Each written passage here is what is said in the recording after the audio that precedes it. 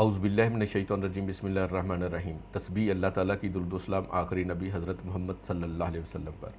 میں رائے عابد علی کھرل راست نکتہ کے فورم سے حاضر خدمت۔ میرے دیکھنے اور سننے والوں کو سلام۔ آج کا ہمارا موضوع ہے سیلاب کی تباہ کاریاں، اللہ کا عذاب یا عوامی بدعمالیاں یا انتظامی بدعمالیاں ہیں۔ کہتے ہیں کہ دریا کبھی اپنا علاقہ نہیں چھوڑتے۔ یہ بات کہاں تک سچ ہے، اس کو ہم یہیں پہ چھوڑتے ہیں، آتے ہیں سیلاب کی طرف۔ اگر ہم اپنے ملک مملکت خداداد پاکستان کی تاریخ کا جائزہ لیں تو ہمیں معلوم ہوگا کہ تقریباً ہر 10 سال بعد ایک بڑا سیلاب آتا ہے۔ بجائے اس کے کہ ہم دیگر ممالک کی طرح حکمت عملی سے کام لیں، ہم کوتاہی برتتے ہیں، اور جب سیلاب کی صورت میں ڈنڈا سر پر لگتا ہے تو ہمارے ہاتھ پاؤں پھول جاتے ہیں اور ہم اس کو اللہ کا عذاب سمجھ کر خاموش ہو جاتے ہیں اور دوسروں کو تسلی دے لیتے ہیں۔ امریکہ، جاپان، انڈیا اور دیگر بیشتر ممالک میں سیلاب آتے ہیں، وہ جدید طریقے سے اپنی عوام کو اس کی تباہ کاریوں سے جانی طور پر، مالی طور پر اور ان کے اسباب کو بچاتے ہیں، ان کو پہلے آگاہ کرتے ہیں، ان کو محفوظ مقام پر لے کر جاتے ہیں، پھر جب سیلاب گزر جاتا ہے تو وہ واپس آ کر بستے ہیں اور دیگر جو عوام ہیں،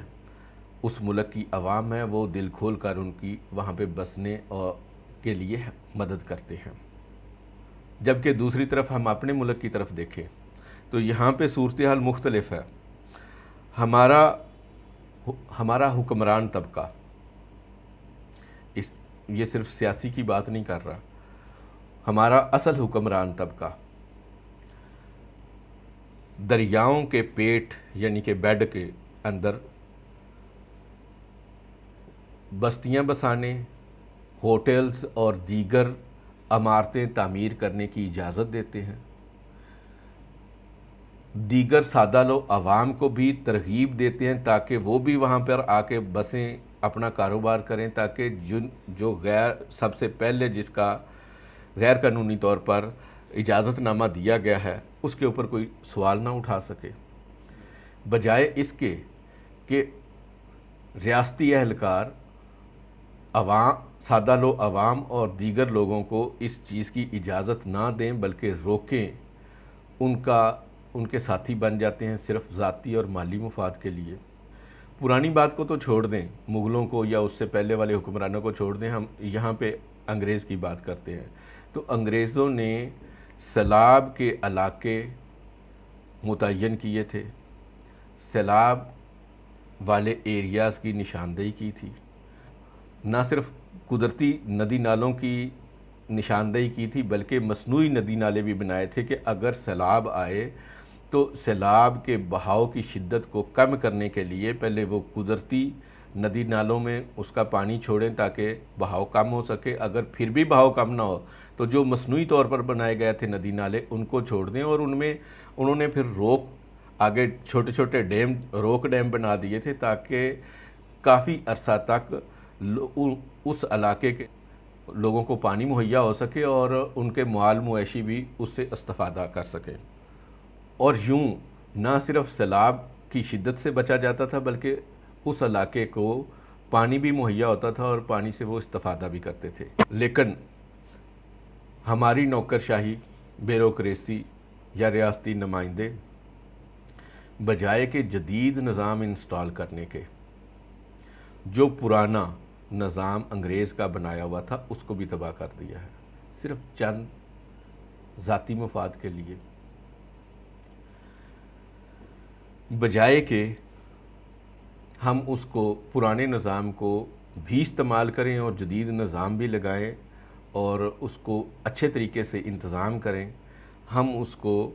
مس مینج کرتے ہیں، بد انتظامی کرتے ہیں، جس سے لوگوں کی قیمتی جانیں، ان کے مال مویشی، ان کا دیگر سامان تباہ ہو جاتا ہے۔ تو اس میں بجائے کہ بطور ریاست کے उन नुमाइंदों ने रियासत की नुमाइंदगी करते हुए उनको ये आवाम का फ़ायदा सोचना होता है, इनकी तबाहकारियों, सैलाब की तबाहकारियों से बचाना होता है, वो इस तरह होने देते हैं। उनके पीछे भी एक ख़ास मकसद होता है, क्योंकि उन्होंने सैलाब मुतासरीन की इमदाद भी खानी होती है, और बाद अज़ां जब हुकूमत ने उनकी बहाली के लिए कोई प्रोग्राम या मंसूबे बनाने होते हैं, वो भी इमदाद खानी है, क्योंकि आम मुतासरीन को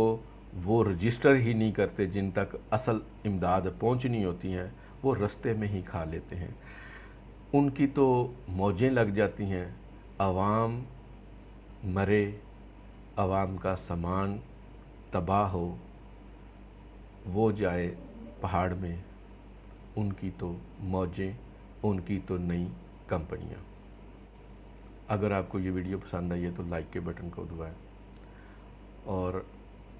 अगर आप इस फोरम पर नए हैं तो सब्सक्राइब के बटन को दबाएं और साथ लगे घंटी के बटन को भी दबा दें, ताकि आपको हर नई आने वाली वीडियो की इत्तला मिलती है।